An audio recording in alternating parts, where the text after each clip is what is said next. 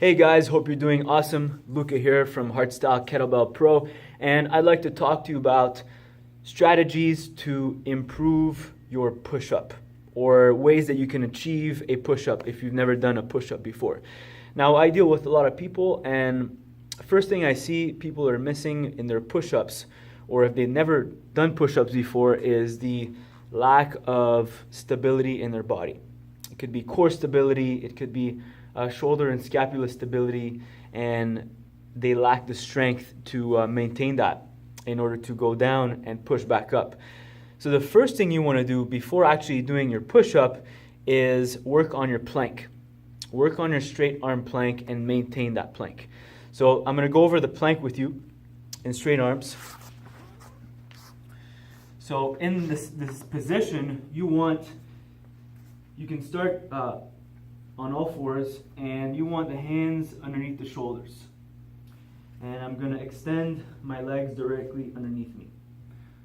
Pelvis is leveled, shoulders are depressed, and I'm squeezing my entire body, and I'm holding. So you'll notice that the first thing that may give out is the hips. Hips may start sagging, and I may let go at my scapula, and my shoulders may relax. So these are things that you want to avoid. You want to avoid any type of sagging or this type of motion. So you want to be locking in your shoulders, your glutes, and your abs. So what you want to do is force your shoulders away from your ears, anti-shrug your shoulders. Keep your armpits tight while you're doing this motion. Push through your scapula and retract your chin, and think of getting tall from the top of your head. Keep your elbows locked, contract your triceps, and push through the floor. You can even use your fingertips and squeeze into the floor. You're going to contract your abs strongly and then squeeze your glutes. Lock your knees and contract your quads and push your toes into the floor. So that's several things you have to focus on. Think of going through the entire body and keeping the entire body stiff as a board. So again, hands, and the tension will irradiate through the arm, and depress your shoulders, tight armpits, abs contracted, and glutes. What you actually want to do is a posterior pelvic tilt of the hips this way. Keep the glutes and abs engaged, and the quads got to turn on, toes pushing through the floor. One more time. Holding this position strongly, and then coming down. Next is you want to layer that with some movement. So you don't have to push up and down, but you want to control this this posture or this position with a little bit of movement. So you will introduce some walking planks, but the idea is with the walking plank, you want to stay as stable as possible. Pretend that there's a teacup with boiling hot water placed on your back, and any type of little movement will spill the water, and you get burnt. So you want to create control, as much little stability as possible through the motion. Don't think of going fast, or you're going to lose stability. So if you could see me from this position here, hands are going to be together, feet apart, and I'm going to maintain this plank position and slowly walk from side to side, creating as little movement as possible through the body and through the hips. So I'm trying to stabilize my core, my back, everything. Show you from the side. As a matter of fact, I could put this yoga block on my back, placed like this.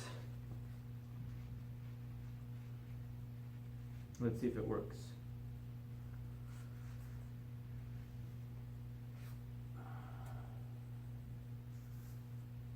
So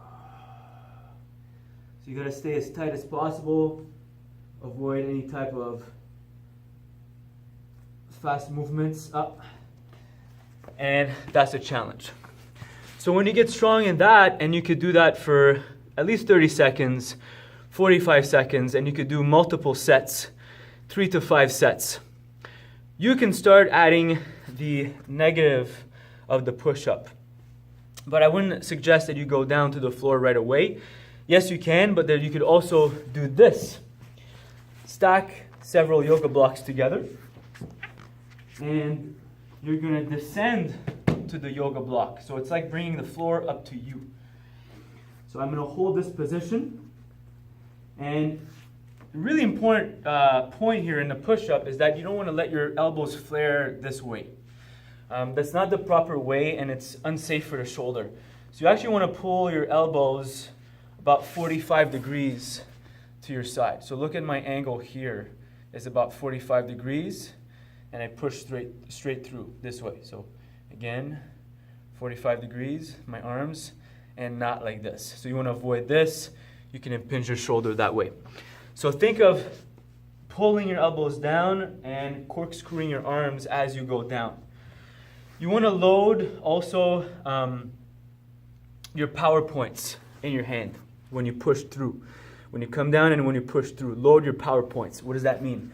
So in your hand, you have these little sensory receptors all throughout your hand. What I mean by power points is that you want to be pushing in your palm on the heel right here. So push 2 spots, close to the thumb, the base right here, and the base right here on the outside of the hand. Here, what's going to do is that it's going to engage your triceps a whole lot stronger. And here it's going to increase tension in the biceps as well and your forearm. So you're going to find it quite interesting. By pushing through the heel of the palm, you get to engage your arm muscles even stronger. So try that out. Remember to maintain the plank. Crush your glutes, brace your abs. Pull yourself down, and then push back up. Pull yourself down, and push back up. So this is how you build strength in the push-up. Once you could get at least 10 reps, you can do multiple sets of 10. I would say at least maybe 3 to 5 sets of 10 in your push-up. Remove a block, and then you could start over, same way. Do that until you end up on the floor. And that's how you would build your push-ups. Obviously, don't start at 10 reps. Don't try to achieve 10 reps right away. But work your way there. Start with maybe 1 or 2 reps, 1 or 2 reps, 1 or 2 reps, multiple times. Try to do that frequently. And suddenly, 1 or 2 reps become easy. And then you could do 2 or 3. The idea, guys, when you're doing exercise, whether push-ups, pull-ups, or whatever, squats, deadlifts, kettlebells, is you always want to leave a buffer. You don't want to go to your limit. You don't want to go to failure because it's unsafe, and that's not how your body learns. Your body learns from doing it the right way and using proper mechanics. So avoid fatigue and leave a buffer of reps in your sets. So that's the way you build it. If you have any questions, drop me a line, and I would be glad to answer your any concerns that you may have with this topic. Again, guys, stay strong, and I catch you soon. Take care.